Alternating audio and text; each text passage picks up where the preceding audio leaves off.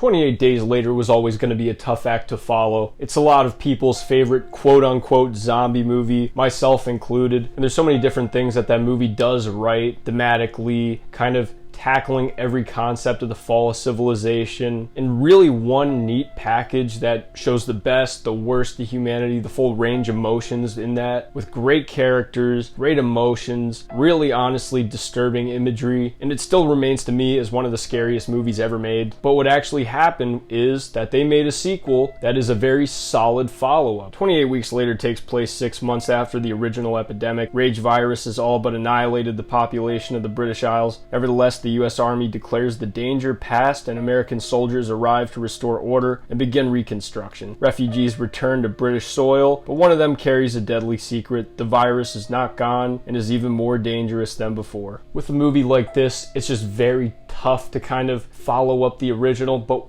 fortunately they have such a great concept and world kind of built out that it really isn't way too hard to find an interesting way to continue this story. And that is definitely what they do, because they reintroduce you into this world very seamlessly. It puts you right back in the mindset of living in this world, and it really doesn't skip a beat, especially with how they kind of show the cowardice of Don. And quite frankly, the beginning is just absolutely brutal and devastating to watch. It's just shocking to watch this guy leave his wife like that in a moment of just abject cowardice, and it's really kind of shocking. The beginning also really is a masterpiece in suspense. It cadences in a way that is so intense, just has such a way of really pulling you back into this world, and it kicks the movie off in just one hell of a way. Although there's no way in hell people would touch Britain within 7 months, I like the way that it does kind of answer questions with protocols, how they're trying to reconstruct, contain, figure out what's going on here, and just take in refugees, isolate the virus, keep everything out. I really am fascinated by how they were able to kind of control this thing and what their approach was to kind of going from there. And although it's a little shocking kind of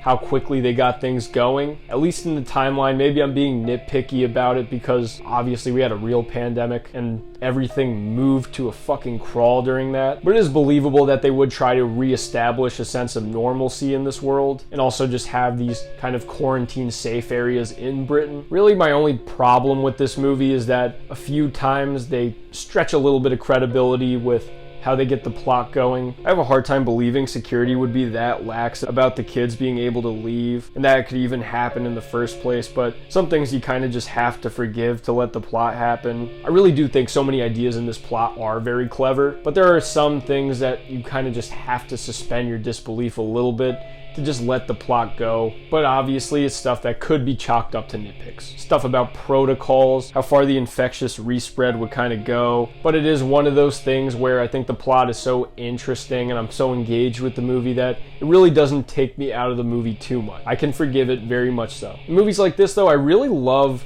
getting put in those situations where you're kind of dealing with ethics, whether it's worth it to exterminate populations that could possibly be infected with the risk of it spreading even further, how you deal with that, how you deal with human emotions versus cold logic in a situation like this that could mean your death. And it really shows that decision making and kind of the consequences of that decision making. It just very realistically shows how cowardice and both heroism have consequences, and it doesn't always work out for you just because you're a good person. Unfortunately, heroes die, cowards survive. That's just how things like this go. And the movie realistically shows that, and it makes it sometimes for a painful watch, but it makes it for a very compelling one as well. It also really brings back that stressful kind of manic energy from the first movie. There's so much chaos going on in this movie and in these infectious scenes, especially when Don gets out infected and you just have these hordes of people and panic, all this stuff going on. It almost feels like you're watching some of the early days of this infection, which is something that we kind of missed out on. We missed the mania, the initial panic that set in the first movie once this infection spread. So it's kind of great to see a little bit of that mania and kind of get caught up on that. Once the government response also really kicks in, that adds a whole other level of stress to the situation. And it almost plays like that second layer of stress that the soldiers played in the first movie. There's kind of a disturbing edge to how they treat people in this situation. It's almost like the government treat people like germs rather than people. And they don't separate the population from uninfected because their main priority is to contain and destroy. And that is accurate. The government would look at us like a bunch of germs, and if there's no way that you could guarantee containment, they destroy. It really is pretty scary, and it puts you in that mindset. It really reminds me of The Crazies, brings me back to that movie, and how the fear isn't just the infected, but also the government extermination effort that really dooms a lot of character. I'd say this movie has better scares, despite not being as, for lack of a better word, scary as the first movie. The first movie had this nihilistic doom to it that this movie doesn't necessarily have, although there are many depressing situations and scenes in this movie. The movie does find a lot of new ways to make the infection scary, have these set pieces and these jump scares, a lot of great moments with the infected that I'd even say top the first movie. But like I said, the societal implications and really depressing nature of the first movie leaves me feeling more, but that doesn't mean the movie doesn't leave that or that it doesn't get a lot of it right, a lot of what the first movie got right.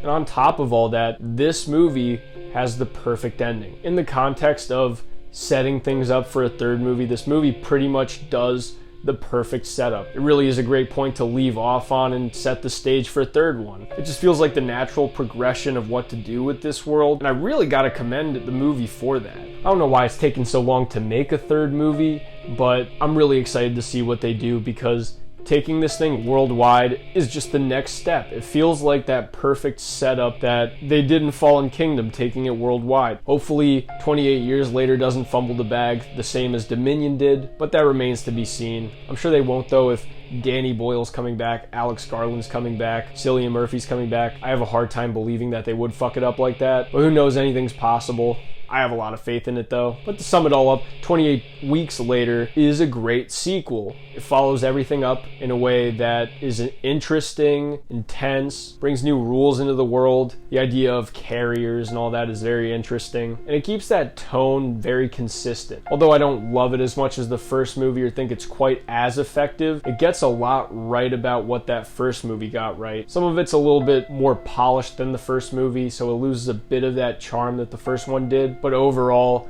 a great effort, and I have no idea why it would take this long to make another movie. But those are my thoughts on 28 Weeks Later. Let me know what you guys think in the comments section. I'd love to hear. I'm GM Light. Have a good one.